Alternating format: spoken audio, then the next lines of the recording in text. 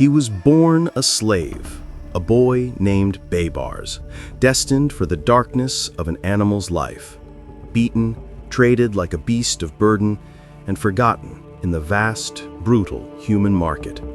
Yet destiny had scrawled a far grander script. Years later, that very slave would not only taste freedom, but would command armies that shattered the invincible Mongol war machine and finally crushed the Crusaders who had dominated the Holy Land for 2 centuries. His name would become a legend, a whispered promise of vengeance, and an oath of power. Baybars I, Sultan of Egypt and Syria.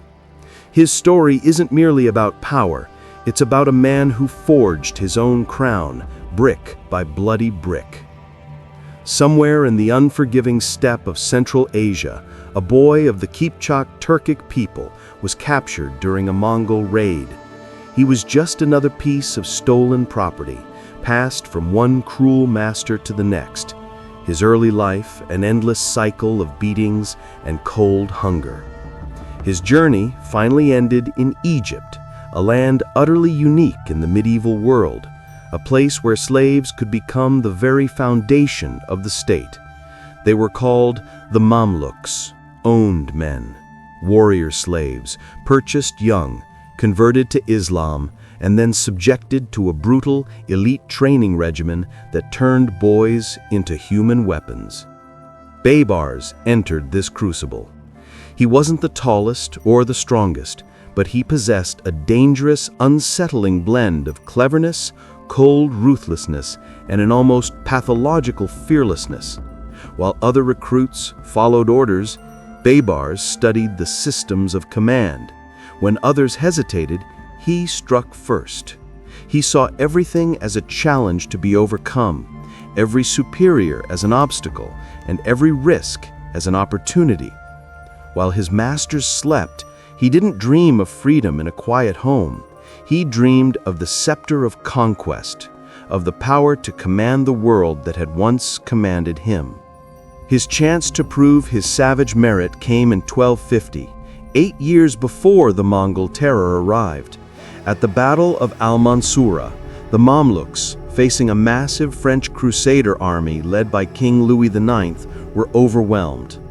It was Baybars, then just an emir, commander, who orchestrated the counterattack. He used his detailed knowledge of the Nile Delta's intricate waterways to move his men, ambush the invaders, and utterly destroy the Crusader force. King Louis IX himself was captured. This victory established the Mamluks as the defenders of Islam, but more importantly for Baybars, it showed the power structure, what he was capable of. His ambition had a terrifying new blueprint. Then came the seismic shock of 1258. The Mongols, the unstoppable force of nature, destroyed Baghdad, the capital of the Abbasid Caliphate, butchering hundreds of thousands and effectively ending the Islamic Golden Age. The world was plunged into chaos. The Mongols didn't stop. They marched west, conquering Syria and now bearing down on Egypt, the last solitary bastion standing between them and total domination of the Middle East. No one had ever defeated them. Not the Persians, not the Byzantines, not the Caliph. The young Mamluk Sultan, Qutuz, knew his only hope lay in a preemptive strike, and he placed his highest trust and the destiny of his civilization on the shoulders of his most brilliant and dangerous commander, Baybars, still technically a former slave, now a general commanding men born free. Baybars rode out with one clear, cold truth. The Mamluk army was smaller, but the land was theirs. The clash came on September 3, 1260, at Ain Jalut, Goliath Spring, in Palestine. The dust of the battlefield choked the sky as the Mongol army approached, a terrifying, veteran tidal wave of horsemen. But Baybars had studied them better than anyone. He knew their arrogance, their reliance on the psychological terror of their initial charge, and their weakness for a quick, decisive kill. He set a magnificent trap. Baybar commanded the vanguard, which pretended to retreat in a chaotic rout as soon as the battle began. The Mongols, intoxicated by the smell of blood and victory, immediately took the bait and charged headlong after the fleeing unit. They thundered straight into the narrow valley where the main body of the Mamluk army, tens of thousands strong, waited hidden behind the hills and in the surrounding woods. It was an ambush executed with savage precision. The moment the Mongols were enclosed, the Mamluk horns blared. The ground shook, not from the Mongol advance, but from the sudden, devastating charge of the Mamluk heavy cavalry. They didn't just meet the Mongol line, they smashed it. Baybars was everywhere, leading the charge, his sword dripping with vengeance, his very presence an electrifying force for his men. For the first time in history, the Mongols broke. They panicked, they fled, and the Mamluks hunted them down with unforgiving efficiency.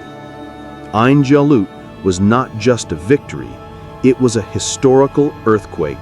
It was the first time the Mongols had been decisively defeated in open battle. It was a message roared across continents.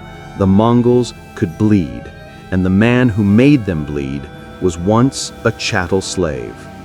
If you're still watching this far, you're the kind of person who loves stories of power, revenge, and history's forgotten legends. So hit subscribe, because we've got more untold tales like this coming every week.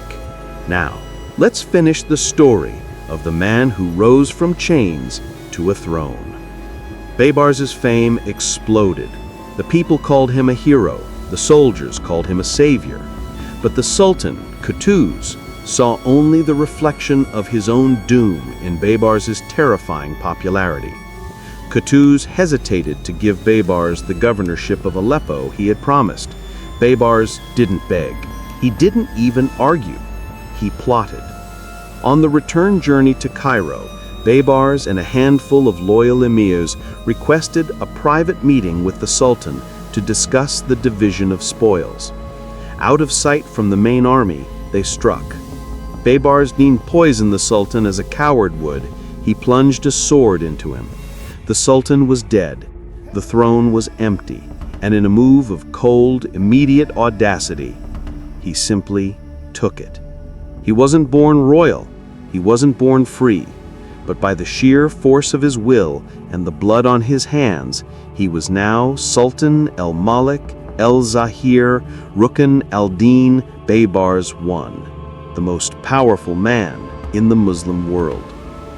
As Sultan, Baybars's focus shifted from defense to relentless total war against the remaining Crusader states clinging to the Levantine coast.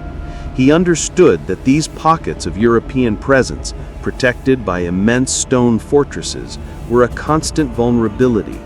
He didn't just attack, he waged a comprehensive strategic war of annihilation. He began in 1263 by sacking and utterly razing key religious centers like Nazareth to break the morale of the defenders. By 1265, during the fall of Caesarea and Arsuf, Baybars had become a master of siege warfare, using massive trebuchets and undermining tunnels to collapse walls. Crucially, once a city fell, he wouldn't just conquer it, he would systematically demolish its fortifications to ensure the Crusaders could never use them again. His defining triumph came in 1268 with the catastrophic sacking of Antioch. Antioch was one of the greatest cities of the Levant, held by the Franks for 170 years. Baybars took it, and the slaughter was immense, with reports of 100,000 people either killed or taken into slavery. The fall of Antioch sent genuine shockwaves across Europe, proving the Crusades were finally, definitively failing. Baybars simultaneously perfected the art of espionage, sending spies deep into Mongol territory and maintaining alliances with the Mongols' enemies, the Golden Horde, to ensure the devastating Eastern threat never materialized again. He led from the front, riding into battle with his men, even once disguising himself as a common traveler to scout enemy positions. Every victory whispered one truth louder than the last: destiny favors the utterly ruthless. He had risen from the absolute bottom to become the architect of a golden age for the Mamluk Sultanate. When Baybars died in 1277, the world remembered him not as the slave he was born, but as the kingmaker who saved a civilization. He turned weakness into strength, pain into power, and the chains of slavery into the golden links of sovereignty. He changed history, and no chain could hold him. From slave to sultan,